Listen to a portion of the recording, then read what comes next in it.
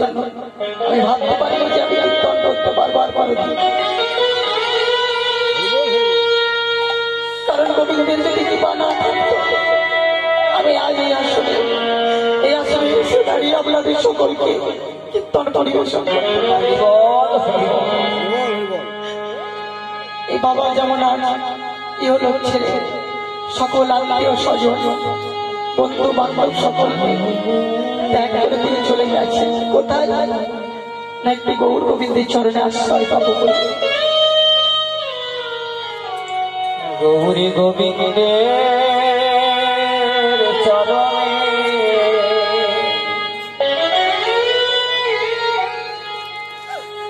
গৌরী গোবিন্দের চরণে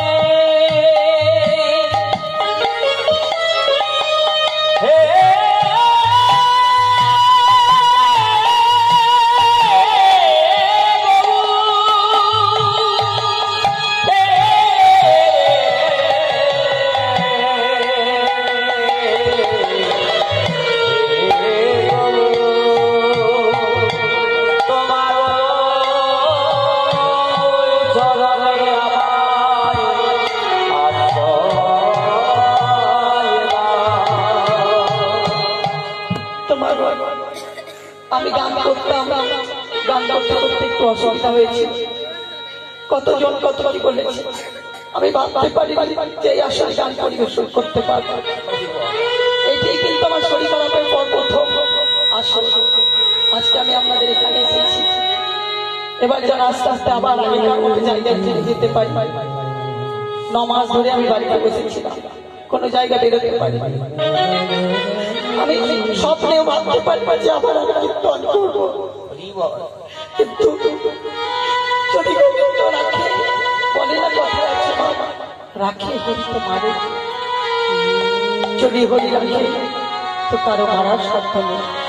কিন্তু যেদিন যার টিকিট কাটা হয়েছে সেদিন তো তাকে যেতে হবে। যদি বলে কেন, যখন মাতৃ গর্ভ থেকে প্রসূত হয় তখন বিধাতা বলে আপনারা ষষ্ঠী পুজো করেন 6 দিন না 7 দিনে, তাই না?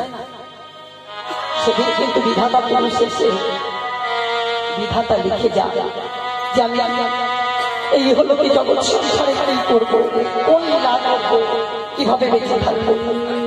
তিনি কিন্তু সব কিছু লিখে দেয়। সেই লেখা ব্যতীত করে কোনো কিছু হবে না, কারণ স্বয়ং শ্রী গোবিন্দের ক্ষমতা নেই সেই লেখাটিকে কেটে দিই। কেন? স্কুলের হেডমাস্টারকে দেখবেন তিনি হেড, কিন্তু যিনি ইংলিশ পড়ান, যিনি ম্যাথামেটিক্স পড়ান, তাকে দেখবে সেই দায়িত্বটি কিন্তু দেওয়া হয়। কেন না সে এই বিষয়টি ভালো পড়াতে পারে।